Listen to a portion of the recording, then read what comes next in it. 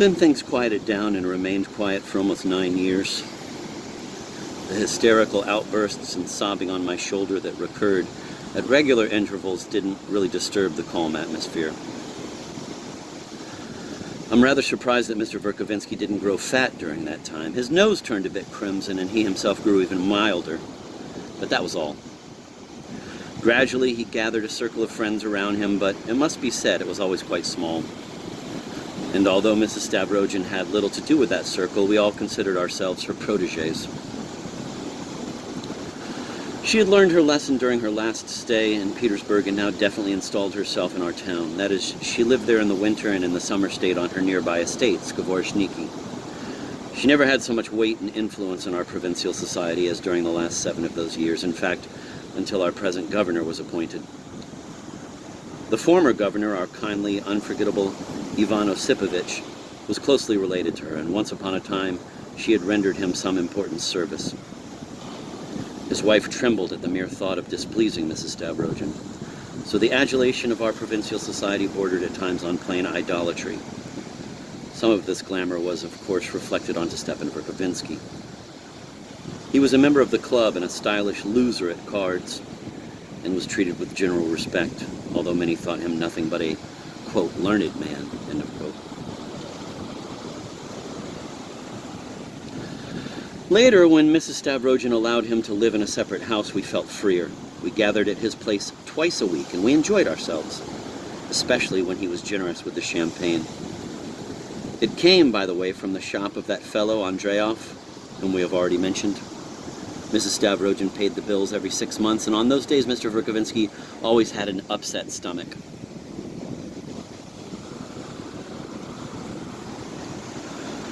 One of the earliest members of the circle was Laputin, a middle-aged official in the provincial administration, a great liberal with a reputation as an atheist in the town. He lived with his good-looking wife, who had brought him a handsome dowry and had 3 grown-up daughters. He kept his family terrorized and shut up at home.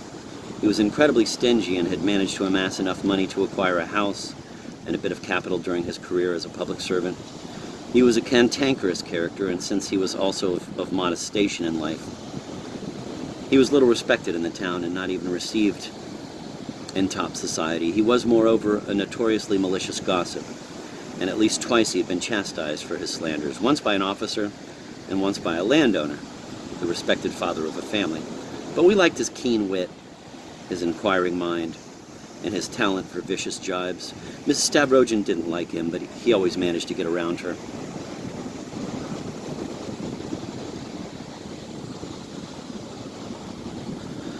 Nor did she have much love for Shatov, who had joined our group only a year or so before. Shatov was a former university student who had been expelled from the university after some scandal.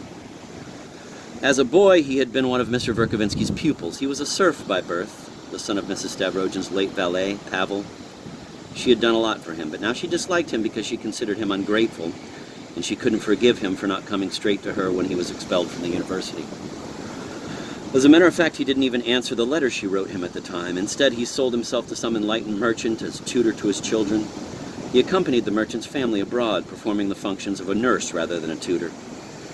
But then he was anxious to go abroad at the time.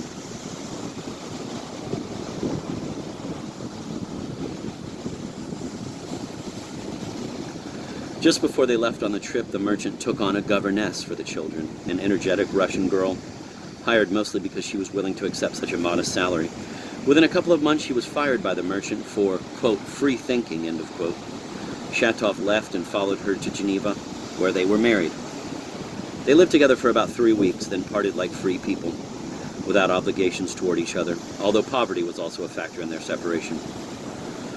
After that, Shatov wandered about Europe by himself for a long time, living God knows how, polishing shoes in the street, working as a stevedore in seaports. Finally, about a year before, he had returned to his hometown and gone to live with an old aunt, whom he buried a month later. Shatov had a sister called Dasha, who had been brought up by Mrs. Stavrogin, and whom that lady now liked very much and treated as an equal. But he had very little contact with her.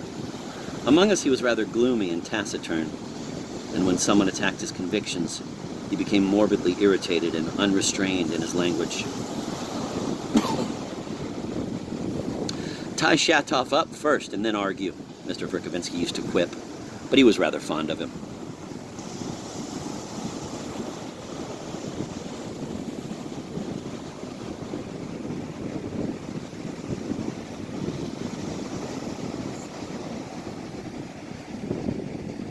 When abroad, Shatov radically altered his former socialist convictions and jumped to the other extreme.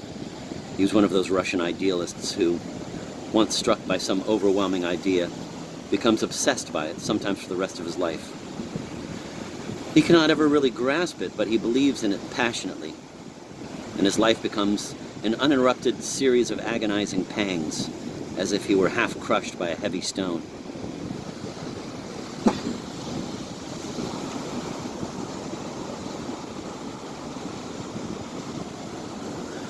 Physically, Shatov fitted his convictions very well. He was clumsy, tow-headed, unkempt, short, big-shouldered, with blonde, almost white, bushy eyebrows.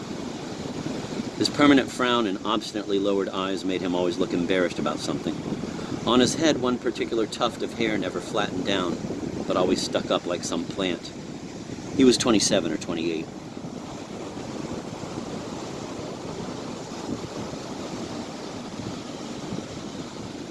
No wonder his wife deserted him, Mrs. Stavrogin said once, giving him a thorough looking over.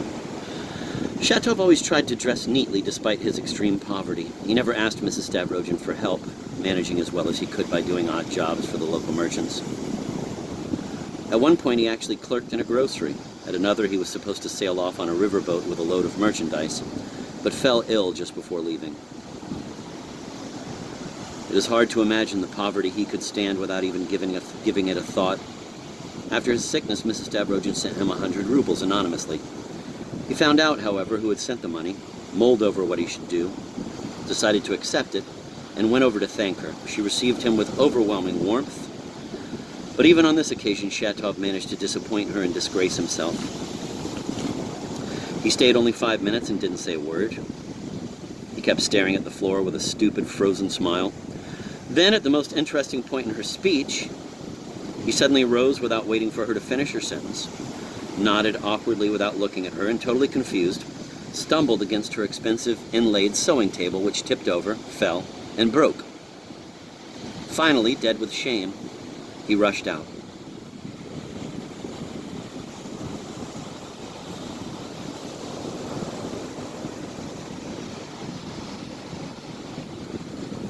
Laputin often reproached him after that for having accepted the 100 rubles from that despotic woman, a former serf owner, and for not only accepting them, but even trotting over there to thank her.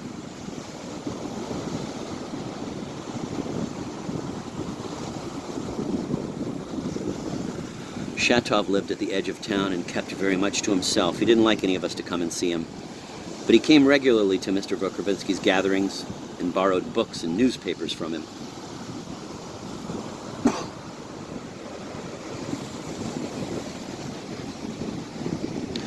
There was another young man who came to our gatherings. He was a young local official called Virginsky. In some ways he was a bit like Shatov, although in others he seemed as different from him as it is possible to be. He was what is known as, quote, a family man, end of quote. He was a very sad young man. Actually, he was almost past 30. And well-educated, although mostly self-taught. He was poor, married, and worked in a department of the local administration. He also supported his wife's aunt and sister. His wife and the other two ladies held the most progressive political views, which, however, they formulated rather crudely. An illustration of what Mr. Verkovensky meant when he spoke on some occasions of, quote, ideas that get caught up in the street, end of quote. They took everything they read literally, and at a hint from progressive circles in the capital, they'd have tossed out of their windows everything they were advised to toss out. In our town, Mrs. Virginsky practiced as a midwife. Before her marriage, she had lived for a long time in Petersburg. Virginsky himself was a man of exceptional purity of heart, and I have never come across a set of more passionately held convictions. Never, never will I give up these bright hopes, he told me with shining eyes. He always spoke of these, quote, bright hopes, end of quote, quietly, almost in a whisper, as if he were mentioning something secret.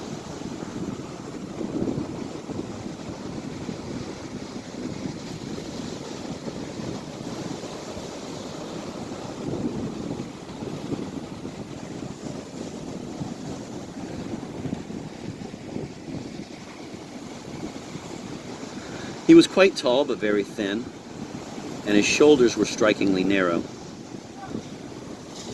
His hair had a reddish tinge and was growing thin.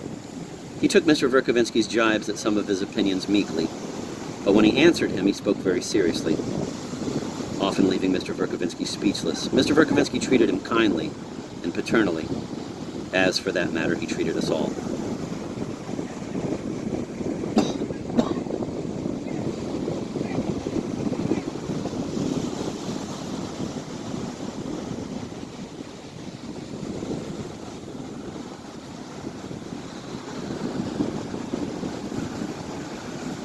You're just a half-baked thinker, he teased Virginsky. You're all the same. And although I haven't noticed the same narrowness of outlook in you that I found chez ces seminaristes of Petersburg, I still maintain you're half-baked. And Shatov is half-baked too.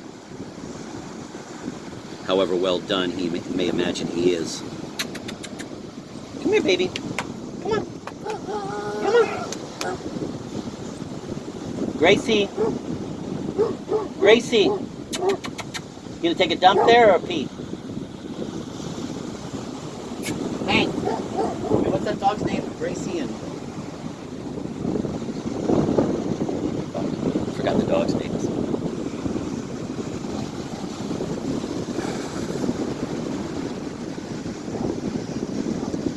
And Shatov is half-baked too, however well done he may imagine he is.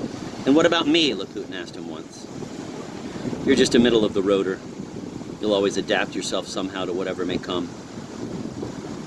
Laputin resented this. It was rumored, and alas turned out to be true, that after less than a year of lawful wedlock, Mrs. Virginsky dismissed her husband, announcing that she preferred a certain Lebyetkin. The person in question later turned out to be a rather suspicious character, and not the retired army captain he had posed as. He was only good at twirling his mustache, drinking, and talking the most cockeyed nonsense imaginable. He rather tactlessly moved right into the Virginsky household, welcoming the opportunity for free board. He slept there, ate there, and in the end started treating the master of the house quite patronizingly. When told about his dismissal by his wife, Virginsky is supposed to have said, "My dear, thus far I've only loved you. Now I respect you."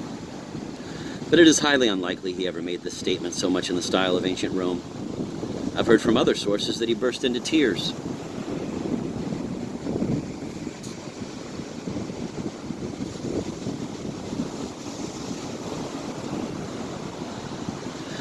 Once, a couple of weeks after the dismissal, the whole, quote, family went to have tea with some friends outside town. Virginsky was rather exuberant and gay and took part in the dancing. Then suddenly, without any provocation, he grabbed the gigantic Lebyetkin, who was dancing a solo, by his hair, bent him forward, and screaming and shouting, with the tears pouring down his cheeks, started pulling him around. The giant was so scared that he did nothing to defend himself and didn't even utter a sound while he was being dragged around. Later, however, he ardently resented the offense, as any honorable man would.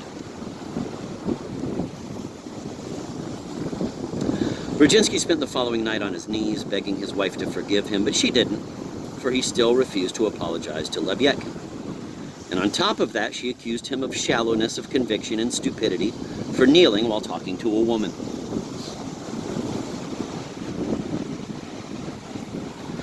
The retired captain vanished from our town soon afterward to reappear only very recently with his sister and a new set of objectives to which will come in time.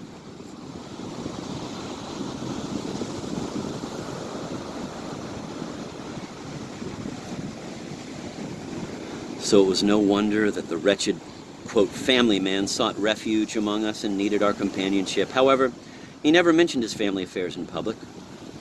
Only once, when the two of us were going home from Mr. Verkovensky's place, did he say something vague about his unhappiness. But then he immediately seized my arm and said heatedly, "It's nothing but a private matter that can in no way interfere with the common cause." Other people occasionally came to our meetings. There was a Jew named Lyamshin and a Captain Karchesov. There was an open-minded old man, but he soon died. Once Laputin brought in an exiled Polish priest called Slozewski. who was received as a matter of principle at first, but later on was no longer welcome.